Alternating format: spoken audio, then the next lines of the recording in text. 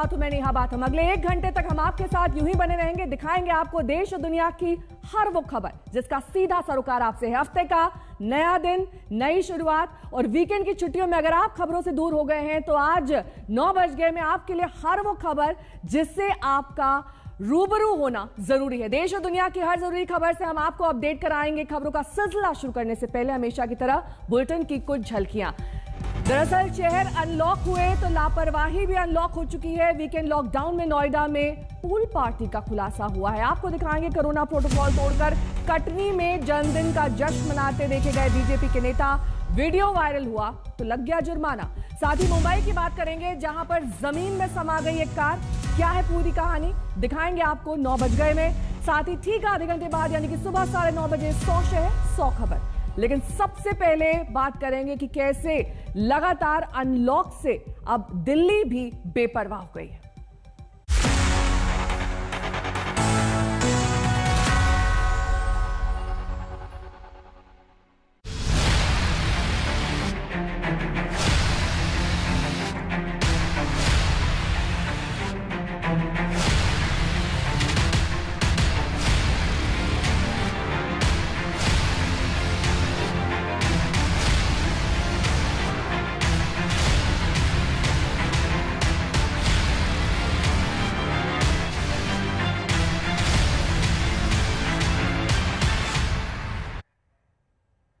आज यानी कि 14 जून से दिल्ली की अनलॉक की तीसरी किश्त की शुरुआत हो गई है। दिल्ली में आज से लोगों को बड़ी राहत मिलने जा रही है।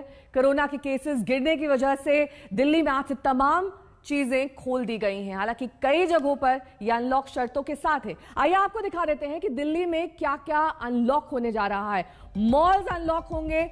मॉल्स इससे पहले भी अनलॉक थे लेकिन शर्तों के साथ। सभी दुकानें अब खोल दी गई हैं। पहले ऑड इवन के हिसाब से दुकानें खोली गई थी, अब सभी दुकानों को इजाजत है सुबह 10 से रात 8 बजे तक।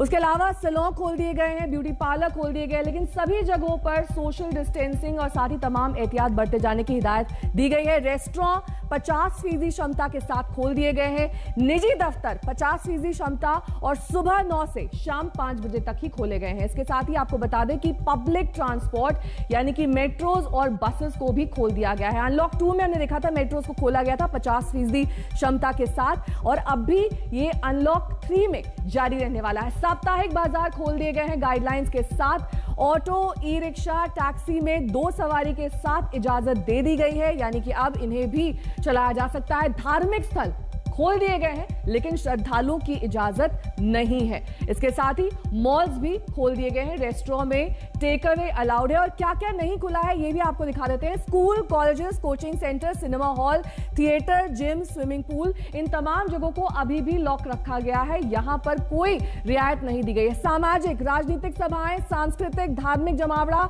बैंक्वेट हॉल्स, इन सबको बंद रखा गया है। Entertainment park, stadium, sports complex, spa ये अब भी बंद है। इसके साथ ही स्कूल, कॉलेज और साथ ही तमाम कोचिंग सेंटर्स को भी बंद रखा गया है। प्राइवेट ऑफिसेज जितने हैं वो 50% कैपेसिटी पे काम करेंगे। 9 बजे से 5 बजे तक काम करेंगे और कोशिश करेंगे ज़्यादा से ज़्यादा वर्क फ्रॉम होम की। जितने मार्केट्स हैं, मार्केट कॉम्प्लेक्स हैं, मॉल्स हैं, वो अब पिछले हफ्ते ऑड इवन था, कल से पूरी तरह से सारी दुकानें खुल सकती हैं 10 बजे, लेकिन 10 बजे से 8 बजे तक शाम को। और जो रेस्टोरेंट हैं वो 50% सीटिंग कैपेसिटी पे काम करेंगे।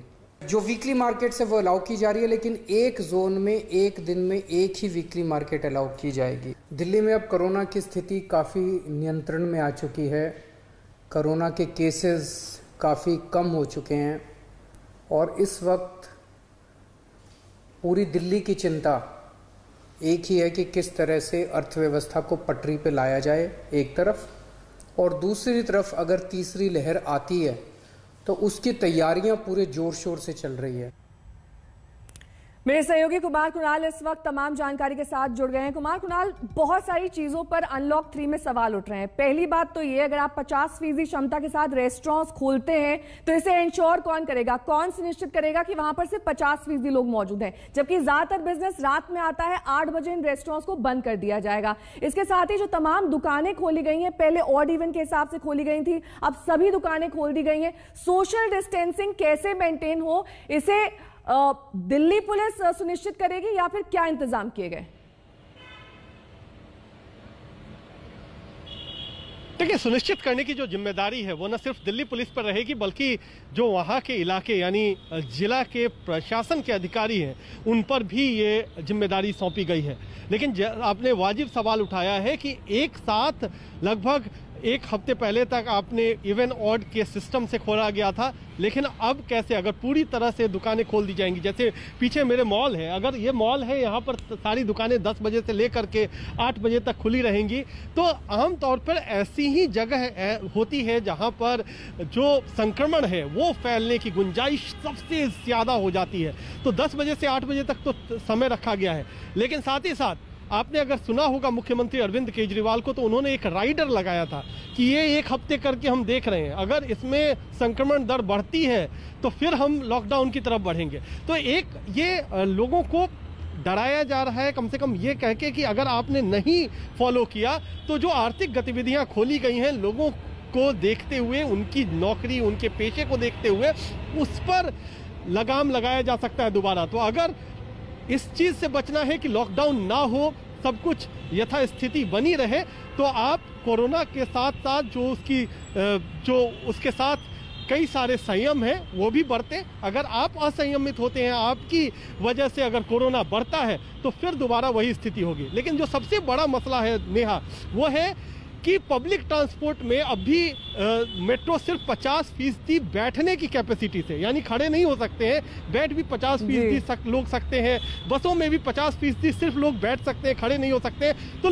इतना सब कुछ आपने खोल दिया, लोग आवाजाही कैसे करेंगे, लोगों के आने के लिए कोई सुविधा कैसे रखी गई है? तो ये एक मुश्किल है। प्राइवेट गाड़ियां बढ़ेंगी, जाम बढ़ेगा सड़कों पर, तो ये मुश्किल आ रही है। लोग पूछ रहे हैं कि हम जाएं कैसे। मेट्रो में अगर आप बैठने की जगह ही दे रहे हैं, आधी खड़े होने की जगह नहीं है, तो फिर लोग एक जगह से दूसरी जगह आएंगे क्या? बिल्कुल, बहुत बहुत शुक्रिया कुमार कुणाल इस तमाम जानकारी के लिए आपका। अब आपको लिए चलेंगे अयोध्या, जहां पर श्री राम जन्मभूमि तीर्थ क्षेत्र ट्रस्ट पर आरोप लग रहे हैं। आरोप ये कि ट्रस्ट ने 2 करोड़ की जमीन को 18 करोड़ में खरीदा, और ये खरीदारी हुई महज 5 मिनट में। इसे यूं समझिए कि जो जमीन 5 मिनट पहले 2 करोड़ की थी, वो 5 मिनट बाद ही 18 करोड़ की हो गई।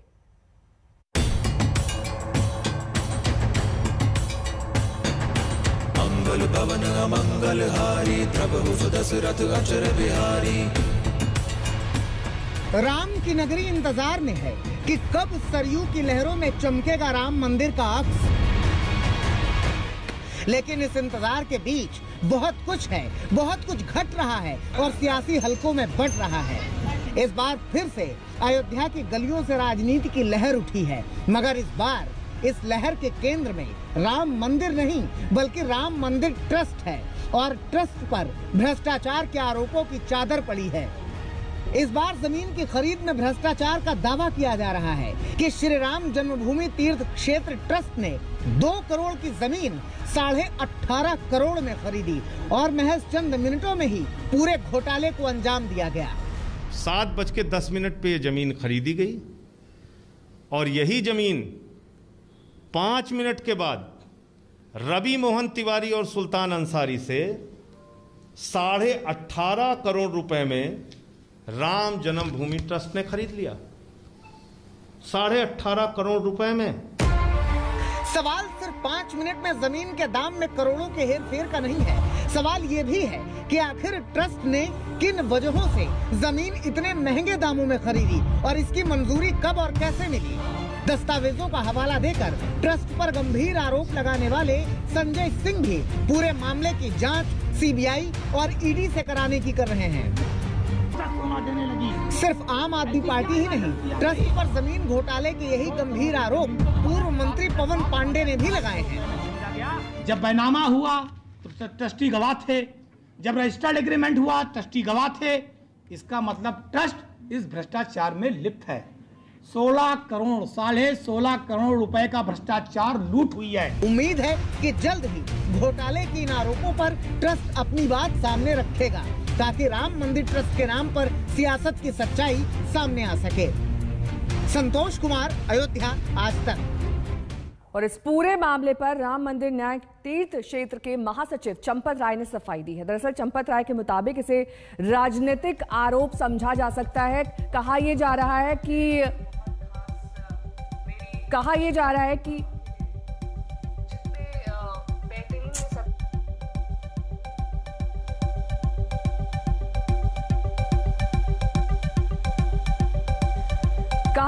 कि 9 नवंबर 2019 को श्री राम जन्मभूमि पर सर्वोच्च न्यायालय का निर्णय आने के बाद अयोध्या में जमीन खरीदने के लिए असंख्य लोग आने लगे थे। यूपी सरकार के सर्वांगीण विकास के लिए बड़ी मात्रा में भूमि खरीदी गई। इस कारण अयोध्या में एकाएक जमीनों के दाम बढ़ गए। जिस भूखंड पर अखबारी चर्चा चलाई जा रही है वो भूखंड रेलवे स्टेशन के पास प्रमुख स्थान है। श्री राम जन्मभूमि तीर्थ क्षेत्र ने अभी तक जितनी भी भूमि क्रय की है वो खुले बाजार की कीमत से बहुत कम पर खरीदी है। जो राजनीतिक लोग इस संबंध में प्रचार करा रहे हैं वो भ्रामक है, समाज को गुमराह करने के लिए हैं और संबंधित व्यक्ति राजनीतिक हैं, अतः राजनीतिक विद्वेष से प्रेरित हैं।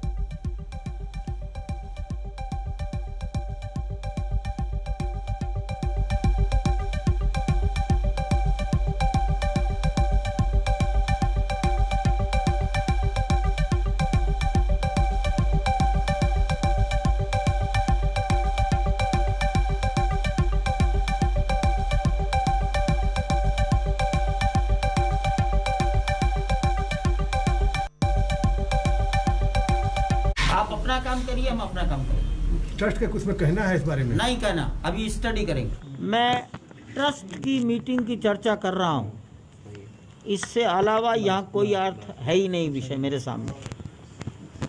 मंदिर के निर्माण में एक आरोप लग रहा है लखनऊ से लेकर यहाँ तक जानकारी हमको आरोप लगते ही रहते हैं। मैं 100 साल से आरोप ही देख रहे हैं हम लोग। हम पर महात्मा गांधी की हत्या के आरोप लगे, आरोप से हम चिंता नहीं करते। आप भी चिंता मत करिए, आप खूब लगाइए। You are yes, I accept, I ready, you also, you do it. अब आपको दिखाते हैं दरअसल ये पूरा विवाद है क्यों, किस वजह से इस पूरी जमीन की कीमत को लेकर विवाद खड़ा हो रहा है। 2 करोड़ कीमत थी 18 मार्च 2021 को और यही कीमत 5 मिनट बाद बढ़कर 18.5 करोड़ हो गई।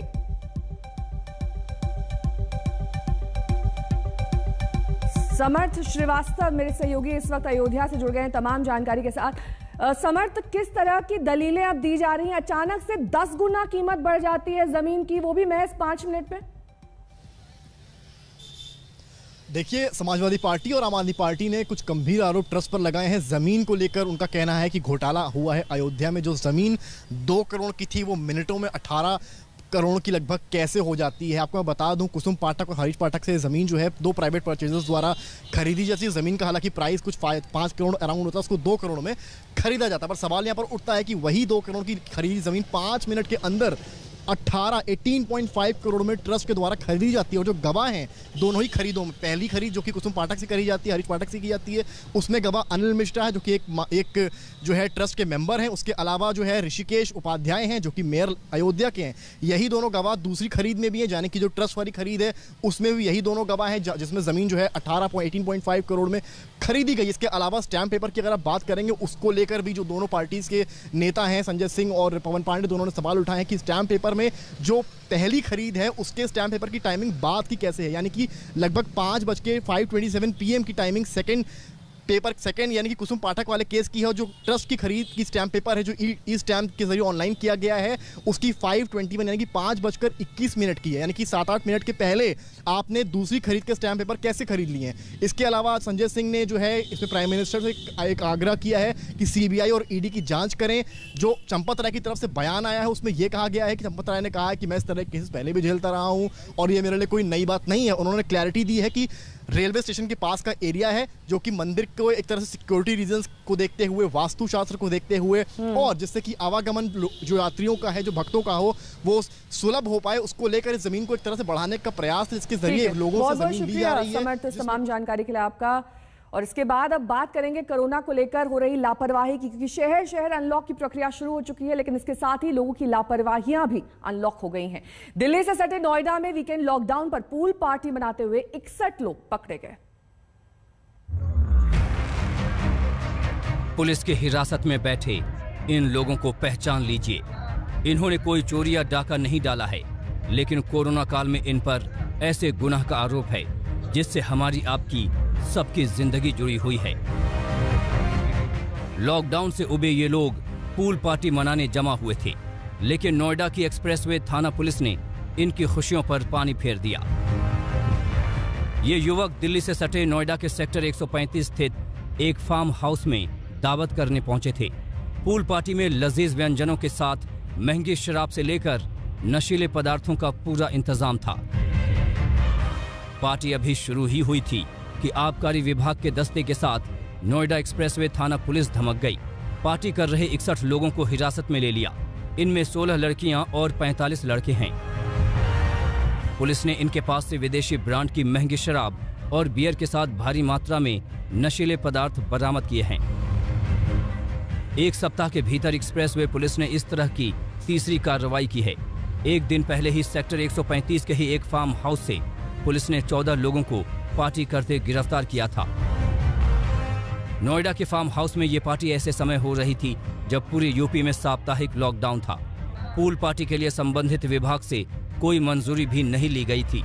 पुलिस से मिली जानकारी के मुताबिक पार्टी के लिए फार्म हाउस की ऑनलाइन बुकिंग की गई थी। पुलिस ने पकड़े गए सभी लोगों के खिलाफ महामारी अधिनियम 188 के तहत केस दर्ज किया है। इन तस्वीरों को देखकर साफ है कि लोगों ने पिछले बुरे अनुभवों से भी कुछ नहीं सीखा है। पहली लहर थमने के बाद जब देश अनलॉक हुआ था, तब लोग इसी तरह बेपरवाह हो गए थे, जिसकी सजा देश ने दूसरी लहर के रूप में भुगती। हजारों लोग बीमार हुए, परिवार के परिवार कोरोना महामारी की भेंट चढ़ गए, और अब दूसरी लहर थमने के बाद एक बार फिर वही लापरवाही शुरू हो चुकी है। तंसीम हैदर के साथ अरविंद ओझा, नोएडा आज तक। नोएडा में हुई लापरवाही तो आपने देख ली। अब आपको मध्य प्रदेश के कटनी लिए चलते हैं। यहां पर एक वीडियो वायरल हुआ है। बीजेपी जनता युवा मोर्चा के जिला अध्यक्ष की बर्थडे पार्टी धूमधाम से यहां मनाई गई। वीडियो वायरल होने पर तहसीलदार ने नेता पर जुर्माना ठोक दिया। वाह, क्या नजारा है। कौन कहता है कि देश में कोरोना चल रहा है। आतिशबाजी हो रही है, नगाड़े बज रहे हैं, मुंह मीठा किया जा रहा है। नेताजी की हैप्पी बर्थडे पार्टी चल रही है। ये भारतीय जनता पार्टी युवा मोर्चा के जिला अध्यक्ष मृदुल द्विवेदी हैं। 12 जून को इनका जन्मदिन था, लिहाजा पार्टी कार्यकर्ताओं ने जन्मदिन को यादगार बना दिया। कटनी के बरगवां इलाके के मेन सड़क किनारे टेंट लगाकर मृदुल द्विवेदी की बर्थडे पार्टी धूमधाम से हुई। तस्वीरों में आप देख सकते हैं कि बीजेपी के सैकड़ों कार्यकर्ता जश्न में डूबे हैं। नेताजी का मुंह मीठा किया जा रहा है, उन्हें फूल मालाएं पहनाई जा रही हैं, उनको गुलदस्ता भेंट कर शुभकामनाएं दी जा रही हैं।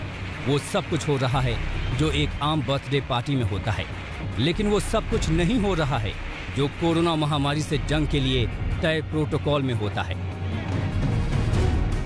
जी हाँ, भीड़ में इन चेहरों को देख लीजिए। ज्यादातर चेहरों पर या तो मास्क नहीं है या फिर सिर्फ दिखावे के लिए है। 2 गज की दूरी की तो बात ही छोड़ दीजिए। इतनी बड़ी पार्टी हो गई, लेकिन हैरानी की बात देखिए, कटनी पुलिस को इसकी भनक तक नहीं लगी। अभी ऐसा कोई वीडियो मेरे संज्ञान में नहीं आया है। यदि ऐसा कोई वीडियो संज्ञान में आता है तो उसका परीक्षण करवाया जाएगा, और जांच उपरांत यदि सिद्ध होता है कि कहीं भी नियमों की अवहेलना की गई है तो जो वैधानिक कार्रवाई है वो कराई जाएगी। खैर, नेताजी की बर्थडे पार्टी का वीडियो वायरल हुआ तो प्रशासन हरकत में आया। सजा के रूप में तहसीलदार ने मृदुल द्विवेदी पर 10,000 रुपए का जुर्माना लगाया है। तहसीलदार ने बीजेपी युवा मोर्चा के जिला अध्यक्ष मृदुल द्विवेदी को तलब किया। बताया जाता है कि द्विवेदी ने अपनी गलती मान ली। इस मामले में द्विवेदी पर 10,000 रुपए का जुर्माना किया गया, जिसे रेड क्रॉस में जमा कराया गया है। साथ ही वीडियो में मौजूद सभी लोगों को 7 दिन तक होम आइसोलेशन में रहने के निर्देश दिए गए हैं। वीडियो वायरल हुआ था जिसमें एक जनप्रतिनिधि के द्वारा जो है वो अपना बर्थडे समारोह मनाया जा रहा था। संबंधित को नोटिस काट करके जो है नोटिस बुलाया गया जो है, तो उन्होंने अपनी गलती स्वीकार की और तो गलती स्वीकार करने के बाद फिर 10,000 रुपये का अर्थदंड उनके ऊपर आरोपित करके रेड क्रॉस में जमा करवाया गया।